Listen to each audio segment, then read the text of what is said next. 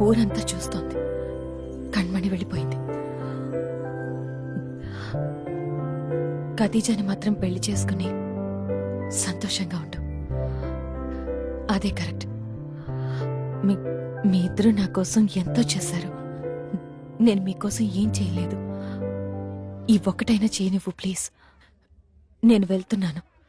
నేను వెళ్ళిపోవడం నువ్వు చూడలేకపోతే తిరిగిపో. థ్యాంక్స్. వస్తాను.